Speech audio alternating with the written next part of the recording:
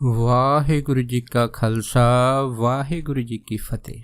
ਗੁਰੂ ਪਿਆਰੀ ਗੁਰੂ ਸਵਾਰੀ ਪਰਮ ਸਤਿਕਾਰਯੋਗ ਸਾਧ ਸੰਗਤ ਜੀਓ, ਜਿਵੇਂ ਕਿ ਗੁਰਵਾਕ ਹੈ, ਗਿਆਨ ਧਿਆਨ ਕਿਛ ਕਰਮ ਨ ਜਾਣਾ, ਸਾਰ ਨ ਜਾਣਾ ਤੇਰੀ, ਸਭ ਤੇ ਵੱਡਾ ਸਤਿਗੁਰ ਨਾਨਕ ਜਿਨ ਕੱਲ ਰਾਖੀ ਮੇਰੀ।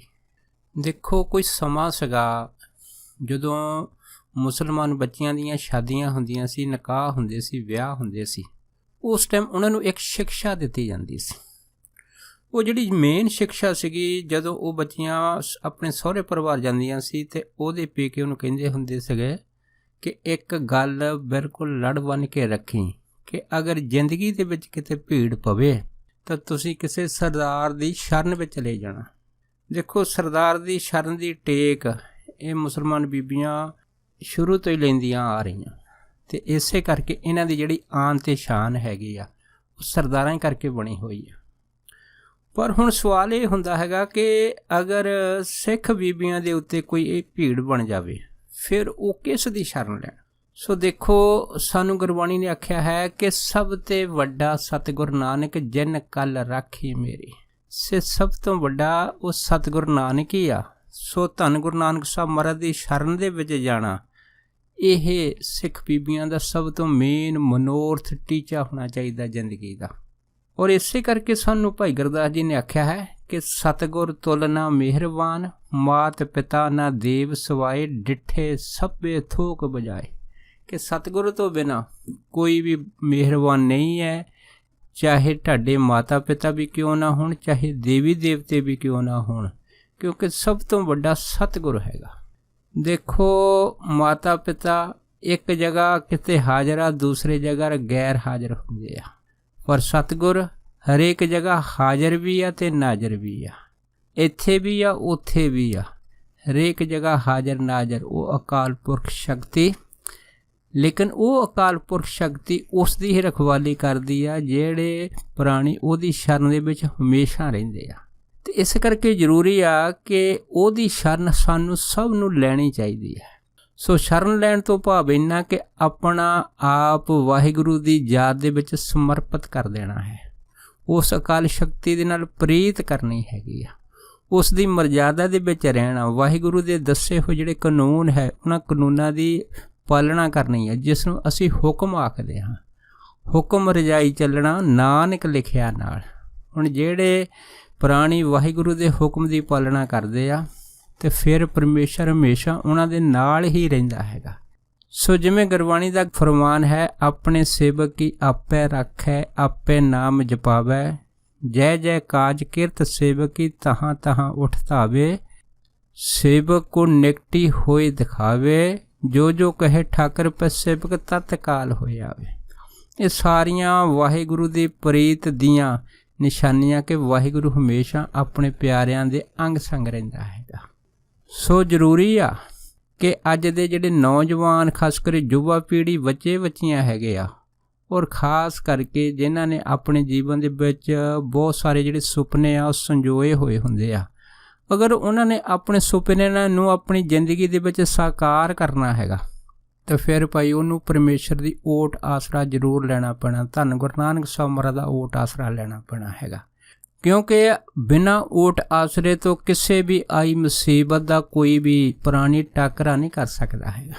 ਟਾਕਰਾ ਉਹੀ ਕਰ ਸਕਦਾ ਜਿਹਦੇ ਅੰਦਰ ਧੰਨ ਗੁਰੂ ਨਾਨਕ ਸਾਹਿਬ ਮਹਾਰਾਜ ਦੀ ਓਟ ਹੈਗੀ ਆ।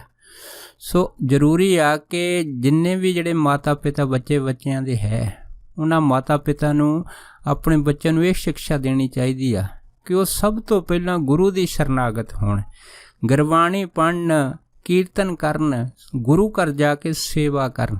ਇਹ ਵਾਹਿਗੁਰੂ ਦੇ ਪ੍ਰਤੀ ਸਮਰਪਿਤ ਕਰਨ ਦੀਆਂ ਕਿਰਿਆਵਾਂ ਹੈਗੀਆਂ ਹੈ। ਇਹਨਾਂ ਕਿਰਿਆਵਾਂ ਤੋਂ ਅਸੀਂ ਸਿੱਖਣਾ ਹੈਗਾ।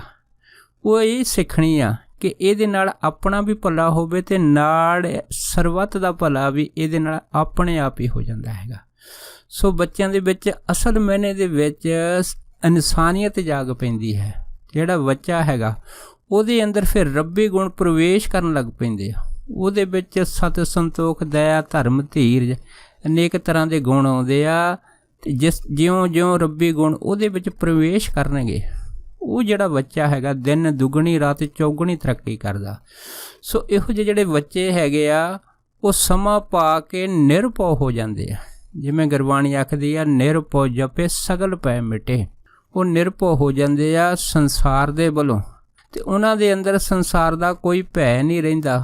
ਅਗਰ ਕਿਸੇ ਦਾ ਭੈ ਹੈ ਤਾਂ ਉਹ ਹੈ ਪਰਮੇਸ਼ਰ ਦਾ, ਪਰ ਜਿਹੜਾ ਵਾਹਿਗੁਰੂ ਦਾ ਭੈ ਉਹਨਾਂ ਦੇ ਅੰਦਰ ਹੁੰਦਾ ਹੈ ਉਹ ਹੁੰਦਾ ਹੈ ਨਿਰਮਲ ਭੈ। ਸੋ ਜਿਹੜਾ ਨਿਰਮਲ ਭੈ ਆ, ਪਰਮੇਸ਼ਰ ਦੀ ਕਿਰਪਾ ਦ੍ਰਿਸ਼ਟੀ ਦੇ ਨਾਲ ਇਹੋ ਜਿਹੇ ਬੱਚਿਆਂ ਨੂੰ ਪ੍ਰਾਪਤ ਹੋ ਜਾਂਦਾ ਹੈ। ਸੋ ਜ਼ਰੂਰੀ ਆ ਕਿ ਆਪਣੀ ਜ਼ਿੰਦਗੀ ਦੇ ਵਿੱਚ ਅਗਰ ਕਿਸੇ ਨੇ ਤਰੱਕੀ ਕਰਨੀ ਆ ਤਾਂ ਉਹਨੂੰ ਪਰਮੇਸ਼ਰ ਦੀ ਸ਼ਰਨਾਗਤ ਰਹਿਣਾ ਚਾਹੀਦਾ ਹੈ, ਕਿਉਂਕਿ ਵਾਹਿਗੁਰੂ ਦੀ ਗੈਰ ਹਾਜ਼ਰੀ ਤੋਂ ਬਗੈਰ ਕੋਈ ਵੀ ਪ੍ਰਾਣੀ ਆਪਣੀ ਜ਼ਿੰਦਗੀ ਦੇ ਵਿੱਚ ਕਾਮਯਾਬ ਨਹੀਂ ਹੋ ਸਕਦਾ, ਆਪਣੇ ਟੀਚੇ 'ਤੇ ਨਹੀਂ ਪਹੁੰਚ ਸਕਦਾ, ਚਾਹੇ ਉਹ ਲੱਖ ਯਤਨ ਵੀ ਕਿਉਂ ਨਾ ਕਰੇ। ਜਿਵੇਂ ਕਿ ਗੁਰਬਾਣੀ ਦਾ ਫਰਮਾਨ ਹੈ ਕਿ ਕਬੀਰ ਕਾਰਨ ਬੱਪੜਾ ਕਿਆ ਕਰੇ, ਜਿਉ ਰਾਮ ਨਾ ਕਰੇ ਸਹਾਏ, ਜੈ ਜੈ ਡਾਲੀ ਪੱਗ ਧਰੋ ਸੋਈ ਮੁਰਮੁਰ ਜਾਏ। ਸੋ ਕਾਰਨ ਕੀ ਕਰ ਸਕਦਾ, ਕੋਸ਼ਿਸ਼ ਕੀ ਕਰ ਸਕਦੀ ਆ, ਅਗਰ ਵਿੱਚੋਂ ਪਰਮੇਸ਼ਰ ਗੈਰ ਹਾਜ਼ਰ ਹੈ, ਕਿਉਂਕਿ ਪਰਮੇਸ਼ਰ ਵਿੱਚ ਵਿਚੋਲਾ ਹੈਗਾ, ਵਿੱਚ ਕੜੀ ਹੈਗੀ ਆ ਜਿਹੜੀ ਤੁਹਾਡੇ ਮੰਜ਼ਿਲ ਨੂੰ ਮਿਲਾਉਂਦੀ ਹੈਗੀ ਆ। ਇਸ ਕਰਕੇ ਭਾਈ ਸ਼ੁਰੂ ਤੋਂ ਹੀ ਇੱਕ ਪੱਕਾ ਅੰਦਰ ਪ੍ਰਣ ਕਰ ਲਓ, ਇੱਕ ਨਿਯਮ ਪਾੜ ਲਓ ਕਿ ਅਸੀਂ ਵਾਹਿਗੁਰੂ ਦੀ ਸ਼ਰਨਾਗਤ ਰਹਿਣਾ ਹੈਗਾ, ਚਾਹੇ ਕੁਛ ਵੀ ਹੋਵੇ, ਕੁਛ ਵੀ ਸਾਨੂੰ ਇਹਦੇ ਪਿੱਛੇ ਤਿਆਗ ਕਰਨਾ ਪਵੇ, ਪਰ ਤਿਆਗ ਵੱਡਾ ਨਹੀਂ ਹੈਗਾ, ਸ਼ਰਨਾਗਤ ਵੱਡੀ ਹੈਗੀ ਹੈ। ਇਸ ਕਰਕੇ ਪਰਮੇਸ਼ਰ ਦੀ ਸ਼ਰਨਾਗਤ ਲੈਣ ਵਾਸਤੇ ਸਾਨੂੰ ਹਮੇਸ਼ਾ ਤਰਲੋ ਮੱਛੀ ਹੋਣਾ ਚਾਹੀਦਾ ਹੈਗਾ। ਤੋ ਜਿਹੜੇ ਪ੍ਰਾਣੀ ਪਰਮੇਸ਼ਰ ਦੀ ਸ਼ਰਨਾਗਤ ਰਹਿੰਦੇ ਆ, ਫਿਰ ਤੁਸੀਂ ਦੇਖੋਗੇ ਕਿ ਉਹਨਾਂ ਦੇ ਜੀਵਨ ਦੇ ਵਿੱਚ ਕਿਵੇਂ ਚਮਤਕਾਰ ਹੁੰਦੇ ਆ। ਸੋ ਇਹੋ ਜਿਹੇ ਜਿਹੜੇ ਚਮਤਕਾਰ ਉਹਨਾਂ ਦੇ ਜੀਵਨ ਦੇ ਵਿੱਚ ਹੁੰਦੇ ਆ, ਉਹ ਸੁਭਾਗੀਆਂ ਰੂਹਾਂ ਵਾਲੇ ਪ੍ਰਾਣੀ ਹੁੰਦੇ ਆ। ਸੋ ਦੂਸਰੀ ਦੁਨੀਆ ਉਹਨਾਂ ਦੇ ਚਮਤਕਾਰਾਂ ਨੂੰ ਦੇਖ ਕੇ ਦੰਗ ਰਹਿ ਜਾਂਦੀ ਆ। ਸੋ ਜਿਵੇਂ ਦਾਸ ਨੂੰ ਇੱਕ ਮਹਾਤਮਾ ਦੱਸਦੇ ਸੀਗੇ ਕਿ ਇੱਕ ਅੰਮ੍ਰਿਤਸਰ ਦੀ ਲੜਕੀ, ਜਿਸ ਦੇ ਮਨ ਦੇ ਵਿੱਚ ਇੱਕ ਸੁਪਨਾ ਸੀਗਾ, ਜਿਵੇਂ ਆਮ ਬੱਚਿਆਂ ਦੇ ਵਿੱਚ ਹੁੰਦਾ ਕਿ ਮੈਂ ਵਿਦੇਸ਼ ਜਾਣਾ ਹੈਗਾ, ਵਿਦੇਸ਼ ਦੀ ਧਰਤੀ 'ਤੇ ਜਾ ਕੇ ਉੱਥੇ ਸੈਟਲ ਹੋਣਾ ਹੈ, ਕਿਉਂਕਿ ਜਿਹੜੇ ਬਾਹਰਲੇ ਮੁਲਕ ਹੈ ਇੰਡੀਆ ਨੂੰ ਛੱਡ ਕੇ, ਖਾਸ ਕਰਕੇ ਯੂਰਪ ਦੇ ਮੁਲਕ, ਆਪ ਸਾਰੀਆਂ ਸੰਗਤਾਂ ਜਾਣਦੀਆਂ ਕਿ ਉਹਨਾਂ ਮੁਲਕਾਂ ਦੇ ਵਿੱਚ ਜਿਹੜੀਆਂ ਸੁੱਖ ਸੁਵਿਧਾ ਸਾਡੇ ਮੁਲਕ ਦੇ ਨਾਲੋਂ ਕਈ ਗੁਣਾ ਵਧੀਆ ਹੈਗੀਆਂ ਹੈ। ਸੋ ਹਰੇਕ ਬੱਚੇ ਦਾ ਇੱਕ ਸੁਪਨਾ ਹੁੰਦਾ ਹੈ ਕਿ ਉਹ ਇੱਕ ਵਧੀਆ ਮੁਲਕ 'ਚ ਜਾ ਕੇ ਆਪਣੀ ਜਿਹੜੀ ਜ਼ਿੰਦਗੀ ਆ ਉਹਨੂੰ ਵਧੀਆ ਤਰੀਕੇ ਦੇ ਨਾਲ ਸੈਟਲ ਕਰ ਸਕੇ। ਸੋ ਬੱਚੀ ਦੱਸਦੀ ਸੀ ਕਿ ਜਦੋਂ ਮੇਰੇ ਮਨ ਦੇ ਵਿੱਚ ਇਸ ਤਰ੍ਹਾਂ ਦਾ ਦੂਸਰੇ ਬੱਚਿਆਂ ਵਾਂਗੂ ਫੁਰਨਾ ਉੱਠਿਆ ਸੀਗਾ, ਅਤੇ ਪਰ ਮੈਂ ਇਹ ਫੁਰਨਾ ਇਕੱਲਾ ਕਿਤਾਬੀ ਨਹੀਂ ਰੱਖਿਆ ਹੈਗਾ, ਇਸ ਨੂੰ ਫੁਰਨੇ ਨੂੰ ਹਕੀਕਤ ਦੇ ਵਿੱਚ ਬਦਲਣ ਵਾਸਤੇ ਸਭ ਤੋਂ ਪਹਿਲਾਂ ਮੈਂ ਗੁਰੂ ਦੀ ਸ਼ਰਨਾਗਤ ਹੋਣ ਦਾ ਬਲ ਸਿੱਖਿਆ ਹੈਗਾ, ਇੱਕ ਤਰੀਕਾ ਸਿੱਖਿਆ ਹੈਗਾ ਕਿਵੇਂ ਗੁਰੂ ਦੀ ਸ਼ਰਨਾਗਤ ਹੋਣਾ ਹੈ। ਇਸ ਕਰਕੇ ਉਹ ਬੱਚੇ ਦੱਸਦੇ ਸੀ ਕਿ ਅੰਮ੍ਰਿਤਸਰ ਮੈਂ ਬਾਬੇ ਸ਼ਹੀਦਾਂ ਬਾਬਾ ਦੀਪ ਸਿੰਘ ਜੀ ਦੇ ਅਕਸਰ ਗੁਰੂ ਘਰ ਦੇ ਵਿੱਚ ਜਾਂਦੀ ਹੁੰਦੀ ਸੀ, ਅਤੇ ਉੱਥੇ ਜਾ ਕੇ ਮੈਂ ਅਰਦਾਸ ਬੇਨਤੀ ਕਰਨੀ, ਅਰਦਾਸ ਬੇਨਤੀ ਤੋਂ ਬਾਅਦ ਕਥਾ ਕੀਰਤਨ ਸਾਰਾ ਕੁਝ ਸਰਵਣ ਕਰਨਾ, ਪਰ ਇਸ ਦੇ ਨਾਲ ਨਾਲ ਕਹਿੰਦੀ ਮੈਂ ਉੱਥੇ ਸੇਵਾ ਵੀ ਖੂਬ ਕਰਦੀ ਹੁੰਦੀ ਸੀ। ਜਦ ਸੰਗਤ ਦੀ ਸੇਵਾ ਕਰਦੀ ਹੁੰਦੀ ਸੀ, ਜੋੜੇ ਝਾੜਨੇ, ਬਰਤਨ ਸਾਫ਼ ਕਰਨੇ, ਇਹ ਤਾਤਕ ਜਿਹੜੀਆਂ ਸੇਵਾਵਾਂ ਗੁਰੂ ਘਰ ਵੱਲੋਂ ਮਿਲਦੀਆਂ ਹੈ ਸੰਗਤਾਂ ਨੂੰ, ਇਹ ਸਾਰੀਆਂ ਕਰਦੀ ਹੁੰਦੀ ਸੀ, ਅਤੇ ਨਾਲ ਨਾਲ ਅਰਦਾਸਾਂ ਬੇਨਤੀਆਂ ਵੀ ਇਹ ਕਰਦੀ ਹੁੰਦੀ, ਸੱਚੇ ਪਾਤਸ਼ਾਹ ਕਿਰਪਾ ਕਰੋ ਅਤੇ ਮੈਨੂੰ ਵੀ ਇੱਕ ਵਧੀਆ ਰਾਹ ਦਿਖਾ ਲਓ, ਤਾਂ ਜੋ ਮੈਂ ਆਪਣੀ ਜ਼ਿੰਦਗੀ ਦੇ ਵਿੱਚ ਆਪਣਾ ਜੋ ਸੁਪਨਾ ਤੁਸੀਂ ਮੇਰੇ ਫੁਰਨੇ ਖਿਆਲ ਦੇ ਵਿੱਚ ਲਿਆਂਦਾ ਉਸ ਨੂੰ ਸਾਕਾਰ ਕਰ ਸਕਾਂ। ਸੋ ਬੱਚੀ ਦੱਸਦੀ ਸੀ ਕਿ ਇਸ ਤਰ੍ਹਾਂ ਸੇਵਾ ਕਰਦਿਆਂ ਜਦ ਕਾਫੀ ਸਮਾਂ ਬੀਤਿਆ ਸੀ, ਇਸ ਤੋਂ ਬਾਅਦ ਫਿਰ ਬਾਬਾ ਦੀਪ ਸਿੰਘ ਦੀ ਮਿਹਰ ਦੇ ਨਾਲ ਕਹਿੰਦੇ ਫਿਰ ਮੈਨੂੰ ਇੱਕ ਮੌਕਾ ਮਿਲਿਆ ਜਦੋਂ ਮੈਂ ਚੰਗੇ ਨੰਬਰਾਂ ਦੇ ਵਿੱਚ ਆਈਲੈਟਸ ਕੀਤੀ ਸੀ। ਜਦ ਆਈਲੈਟਸ ਦੇ ਵਿੱਚ ਮੈਨੂੰ ਵਧੀਆ ਨੰਬਰ ਬੈਂਡ ਮਿਲ ਗਏ, ਉਸ ਤੋਂ ਬਾਅਦ ਫਿਰ ਮੈਂ ਕਹਿੰਦੇ ਵੀ ਵਿਦੇਸ਼ ਦੇ ਵਿੱਚ ਜਾ ਕੇ ਆਪਣੀ ਜਿਹੜੀ ਸਟੱਡੀ ਸੀ ਉਹਨੂੰ ਹੋਰ ਉੱਚਾ ਚੁੱਕਣ ਦੇ ਵਾਸਤੇ ਮੈਂ ਅਮਰੀਕਾ ਪਹੁੰਚ ਗਈ ਸੀ, ਅਤੇ ਮੈਨੂੰ ਅਮਰੀਕਾ ਦਾ ਵੀਜ਼ਾ ਮਿਲਿਆ ਸੀ, ਅਤੇ ਮੈਂ ਉੱਥੇ ਇੱਕ ਵਧੀਆ ਜਿਹੜੀ ਯੂਨੀਵਰਸਿਟੀ ਸੀ ਉਹਦੇ ਵਿੱਚ ਜਾ ਕੇ ਪੜ੍ਹਾਈ ਕਰਨੀ ਸ਼ੁਰੂ ਕਰ ਦਿੱਤੀ। ਜਦ ਪੜ੍ਹਾਈ ਕਰਨੀ ਸ਼ੁਰੂ ਕਰ ਦਿੱਤੀ ਤਾਂ ਇਹਦੇ ਵਿੱਚ ਇੱਕ ਖਾਸ ਗੱਲ ਇਹ ਆ ਕਿ ਆਮ ਕਰਕੇ ਅਸੀਂ ਦੂਸਰੇ ਜਿਹੜੇ ਬੱਚੇ ਜਾਂ ਬੱਚੀਆਂ ਹੈ ਉਹਨਾਂ ਦੀ ਜ਼ਿੰਦਗੀ ਵਿੱਚ ਦੇਖਦੇ ਹੈ ਕਿ ਜਦੋਂ ਉਹ ਕਿਸੇ ਨਾ ਕਿਸੇ ਚੀਜ਼ ਦੀ ਸਫਲਤਾ ਦੇ ਵਾਸਤੇ ਗੁਰੂ ਘਰ ਆਉਂਦੇ ਆ, ਕੁਛ ਟਾਈਮ ਤਾਂ ਸੇਵਾ ਵੀ ਕਰਦੇ, ਬੇਨਤੀਆਂ, ਪਾਠ, ਪੂਜਾ, ਭਜਨ, ਸਿਮਰਨ ਸਭ ਕਰਦੇ ਆ, ਲੇਕਿਨ ਜਦ ਉਹਨਾਂ ਨੂੰ ਕੁਛ ਕਾਮਯਾਬੀ ਜਿਹੜੀ ਉਹ ਮਿਲ ਜਾਂਦੀ ਹੈ, ਇਸ ਕਾਮਯਾਬੀ ਤੋਂ ਬਾਅਦ ਫਿਰ ਉਹ ਗੁਰੂ ਘਰ ਆਉਣਾ ਛੱਡ ਦਿੰਦੇ ਆ। ਜਿਉਂ ਕਹਿ ਲਓ ਕਿ ਜਿਵੇਂ ਉਹਨਾਂ ਦਾ ਜਿਹੜਾ ਗੁਰੂ ਘਰ ਦੇ ਪ੍ਰਤੀ ਸਨੇਹ, ਪਿਆਰ, ਸੇਵਾ ਹੈਗੀ ਉਹ ਕੇਵਲ ਤੇ ਕੇਵਲ ਸਵਾਰਥ ਤੱਕ ਸੀਮਿਤ ਹੈਗੀ ਆ।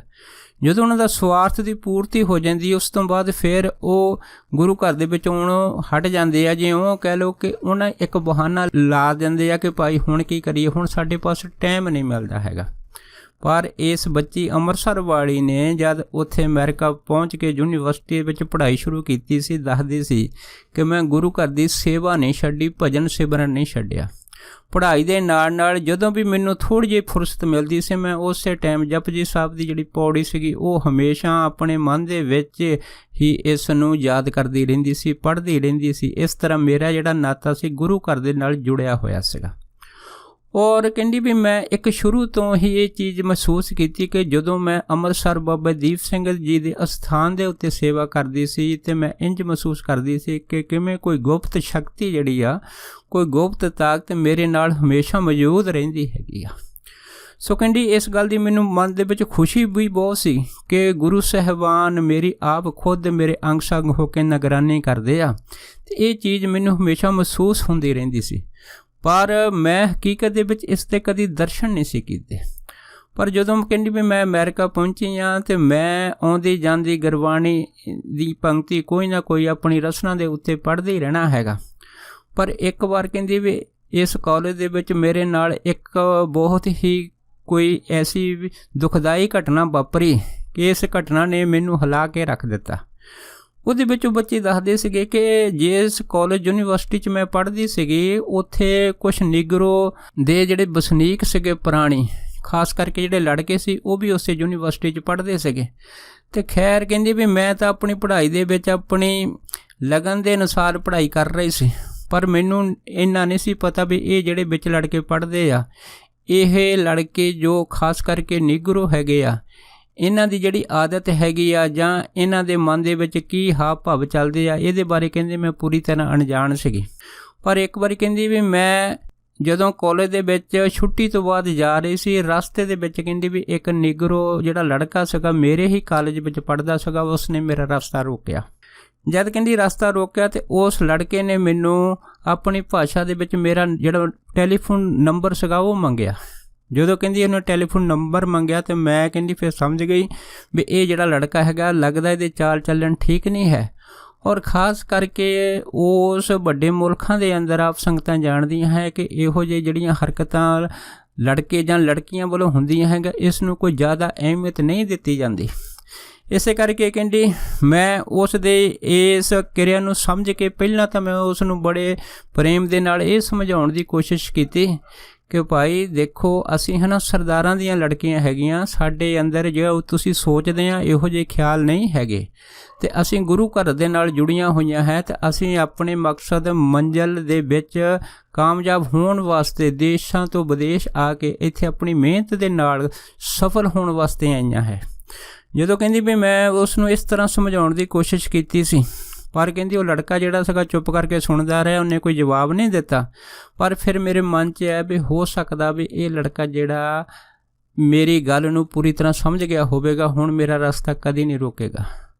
ਪਰ ਕਹਿੰਦੀ ਵੀ ਉਹ ਜਿਹੜਾ ਮਨਚੱਲਾ ਲੜਕਾ ਸੀਗਾ 2-4 ਦਿਨ ਤੋਂ ਬਾਅਦ ਫਿਰ ਕਹਿੰਦੀ ਉਹਨੇ ਮੇਰਾ ਫਿਰ ਰਸਤਾ ਰੋਕਿਆ, ਅਤੇ ਫਿਰ ਕਹਿੰਦੀ ਉਹਨੇ ਇਸ ਤਰ੍ਹਾਂ ਜਿਹੜਾ ਸੀਗਾ ਕੁਛ ਗਲਤ ਜਿਹੜੇ ਲਫ਼ਜ਼ ਸੀਗੇ ਉਹ ਕਹਿੰਦੀ ਜਦ ਮੇਰੇ ਮੂਹਰੇ ਬੋਲੇ, ਕਹਿੰਦੀ ਵੀ ਮੈਂ ਉਹਨਾਂ ਲਫ਼ਜ਼ਾਂ ਨੂੰ ਸਹਿਣ ਤਾਂ ਕਰ ਗਈ, ਪਰ ਫਿਰ ਵੀ ਮੇਰੇ ਮਨ 'ਚ ਆਇਆ ਵੀ ਚੱਲ ਇਸ ਦੀ ਜਿਹੜੀ ਗੱਲਬਾਤ ਹੈਗੀ ਇਸ ਨੂੰ ਮੈਂ ਫਿਰ ਵੀ ਵਧੀਆ ਤਰੀਕੇ ਦੇ ਨਾਲ ਸਮਝਾ ਦੇਵਾਂ। ਕਹਿੰਦੀ ਫਿਰ ਵੀ ਮੈਂ ਬਹੁਤ ਹੀ ਨਿਮਰਤਾ ਭਾਵ ਦੇ ਵਿੱਚ ਉਸ ਨੂੰ ਸਮਝਾਉਣ ਦੀ ਕੋਸ਼ਿਸ਼ ਕੀਤੀ।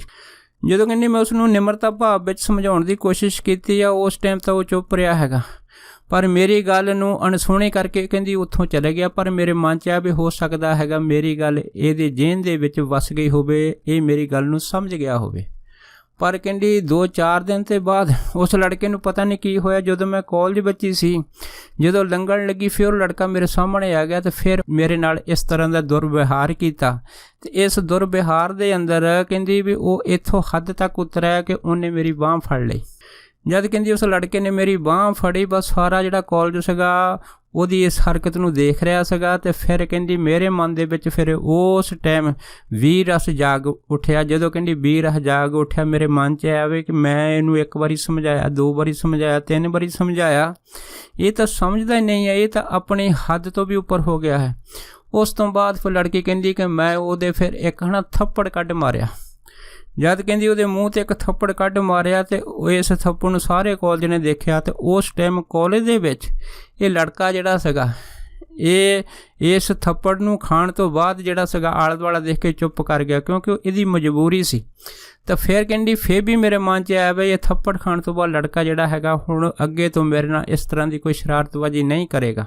ਪਰ ਕਹਿੰਦੀ ਉਸ ਲੜਕੇ ਨੇ ਇਹ ਗੱਲ ਆਪਣੇ ਮਨ ਦੇ ਵਿੱਚ ਹੀ ਰੱਖੀ। 5-7 ਦਿਨਾਂ ਦੇ ਅੰਦਰ ਅੰਦਰ ਹੀ ਕਹਿੰਦੀ ਵੀ ਉਹ ਜਿਹੜਾ ਲੜਕਾ ਸੀਗਾ ਉਹ ਇਸ ਤਲਾਸ਼ ਦੇ ਵਿੱਚ ਰਹਿੰਦਾ ਸੀਗਾ ਕਿ ਕਦੋਂ ਮੈਂ ਇਸ ਨੂੰ ਇਕੱਲੀ ਟੱਕਰਾਂ ਅਤੇ ਇਹ ਆਪਣੀ ਜਿਹੜੀ ਬਹੂਦਾ ਹਰਕਤ ਆ ਮੇਰੇ ਨਾਲ ਕਰੇ। ਕਹਿੰਦੀ ਗੱਲ ਉਹੀ ਹੀ ਹੋਈ। ਜਦੋਂ ਮੈਂ ਇੱਕ ਦਿਨ ਕਾਲਜ ਤੋਂ ਬਾਹਰ ਨਿਕਲੀ ਅਤੇ ਇਹ ਜਿਹੜਾ ਲੜਕਾ ਸੀਗਾ ਆਪਣੇ ਨਾਲ ਦੇ ਹੋਰ ਜਿਹੜੇ ਨੀਗਰੋ 5-7 ਇਸ ਦੇ ਸਾਥੀ ਸੀਗੇ, ਉਹਨਾਂ ਨੂੰ ਗੱਡੀ ਵਿੱਚ ਲੈ ਕੇ ਇਹਨਾਂ ਨੇ ਮੇਰਾ ਰਸਤਾ ਰੋਕਿਆ।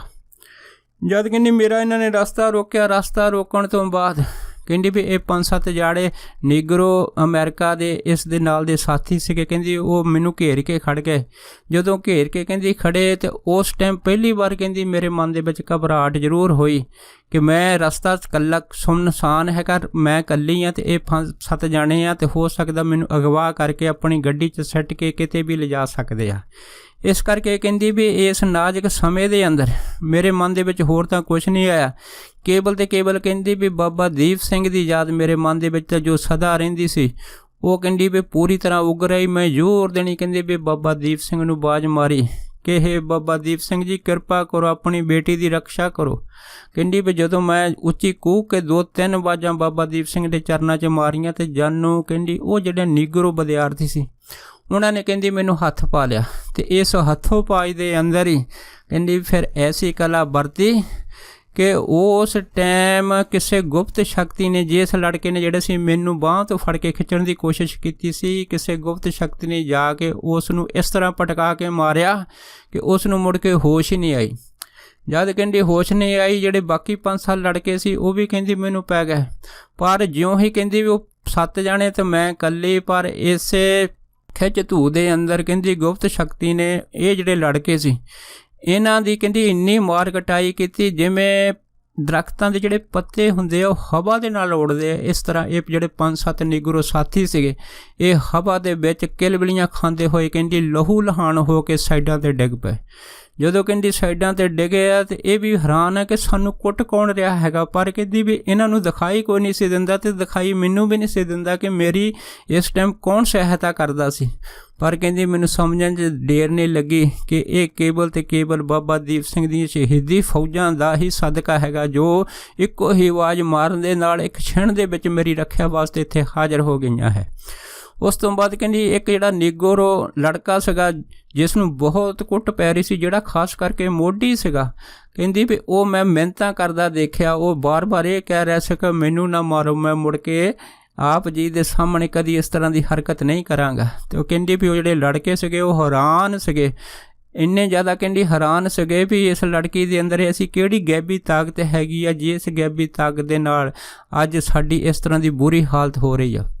ਬਸ ਉਸ ਤੋਂ ਬਾਅਦ ਕਹਿੰਦੀ ਫਿਰ ਮੈਂ ਮਨ ਹੀ ਮਨ ਅੱਖਾਂ ਮੀਟ ਕੇ ਬਾਬਾ ਦੀਪ ਸਿੰਘ ਦੇ ਚਰਨਾਂ ਦੇ ਵਿੱਚ ਅਰਦਾਸ ਬੇਨਤੀ ਕੀਤੀ ਕਿ ਮੈਂ ਆਪ ਜੀ ਦਾ ਦਿੱਤਾ ਹੋਇਆ ਕੋਟ-ਕੋਟ ਧੰਨਵਾਦ ਕਦੀ ਆਪ ਜੀ ਦੇ ਚਰਨਾਂ ਦੇ ਵਿੱਚ ਆਪਣੇ ਲਫ਼ਜ਼ ਵਿੱਚੋਂ ਕਹਿ ਨਹੀਂ ਸਕਦੀ ਹੈ, ਕਿਉਂਕਿ ਮੈਂ ਆਪ ਦੀ ਬੇਟੀ ਹਾਂ ਜੋ ਅੱਜ ਆਪ ਜੀ ਨੇ ਮੇਰੀ ਰੱਖਿਆ ਕੀਤੀ ਹੈਗੀ ਆ ਇਸ ਖਾਸ ਕਰਕੇ ਅਮਰੀਕਾ ਮੁਲਕ ਦੇ ਵਿੱਚ। ਅਤੇ ਕਹਿੰਦੀ ਮੈਂ ਉਹਦਾ ਦੇਣ ਕਦੀ ਲੱਖਾਂ ਜਨਮ ਧਾਰ ਕੇ ਵੀ ਨਹੀਂ ਦੇ ਸਕਦੀ, ਪਰ ਕਹਿੰਦੀ ਵੀ ਮੈਨੂੰ ਉਹ ਸਾਰਾ ਜਿਹੜਾ ਦ੍ਰਿਸ਼ ਸੀਗਾ ਚੇਤੇ ਆ ਗਿਆ ਜਦੋਂ ਮੈਂ ਬਾਬਾ ਦੀਪ ਸਿੰਘ ਸ਼ਹੀਦੀ ਅੰਮ੍ਰਿਤਸਰ ਗੁਰਦੁਆਰੇ ਜਾ ਕੇ ਸੰਗਤਾਂ ਦੇ ਵਿੱਚ ਸੇਵਾ ਕਰਦੀ ਹੁੰਦੀ ਸੀ ਅਤੇ ਇਸ ਸੇਵਾ ਦੇ ਵਿੱਚ ਅਰਦਾਸ ਬੇਨਤੀ ਕਰਦੀ ਹੁੰਦੀ ਸੀ।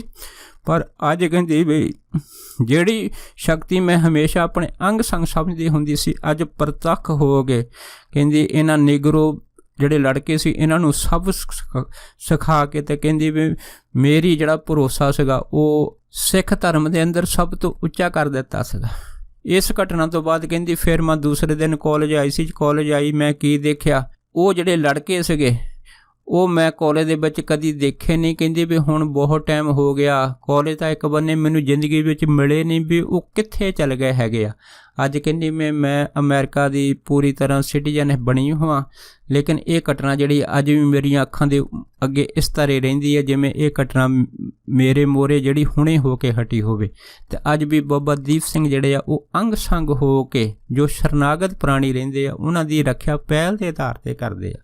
ਸੋ ਕਹਿਣ ਤੋਂ ਭਾਵ ਇਹ ਆ ਕਿ ਜਿਹੜੇ ਬੱਚੇ ਬੱਚੀਆਂ ਬਾਹਰ ਵਿਦੇਸ਼ਾਂ ਦੇ ਵਿੱਚ ਆਈਲੈਟਸ ਕਰਕੇ ਆਪਣੇ ਸੁਪਨਿਆਂ ਨੂੰ ਪੂਰਾ ਕਰਨ ਵਾਸਤੇ ਬਾਹਰ ਜਾਣਾ ਚਾਹੁੰਦੇ ਆ, ਅਤੇ ਉਹਨਾਂ ਨੂੰ ਪਤਾ ਹੈਗਾ ਕਿ ਉਹਨਾਂ ਦੇ ਜੀਵਨ ਦੇ ਵਿੱਚ ਕਦੇ ਵੀ ਇਸ ਤਰ੍ਹਾਂ ਦੀਆਂ ਜੋ ਮੁਸ਼ਕਲਾਂ ਹੈਗੀਆਂ ਉਹ ਕਿਸੇ ਦੇ ਜੀਵਨ ਦੇ ਵਿੱਚ ਕਦੇ ਵੀ ਘਟ ਸਕਦੀਆਂ ਹੈ। ਇਸ ਕਰਕੇ ਜਿਹੜੇ ਸ਼ਰਨਾਗਤ ਪ੍ਰਾਣੀ ਰਹਿੰਦੇ ਆ ਅਤੇ ਇਹੋ ਪ੍ਰਾਣੀ ਨਿਰਭਉ ਹੋ ਜਾਂਦੇ ਆ, ਅਤੇ ਜਦੋਂ ਪ੍ਰਾਣੀ ਨਿਰਭਉ ਹੋ ਜਾਂਦਾ ਹੈ, ਗੁਰੂ ਦੀ ਸ਼ਰਨ ਆਇਆ, ਅਤੇ ਫਿਰ ਭਾਈ ਉਸ ਦੇ ਅੰਦਰ ਇਹ ਸ਼ਬਦ ਜਿਹੜਾ ਹੈਗਾ ਉਹ ਆਪ ਮੁਹਾਰੇ ਹੀ ਚੱਲ ਪੈਂਦਾ ਹੈ ਕਿ ਜਾਂ ਤੂੰ ਮੇਰੇ ਵੱਲ ਹੈ ਤਾਂ ਕਿਆ ਮਛੰਦਾ।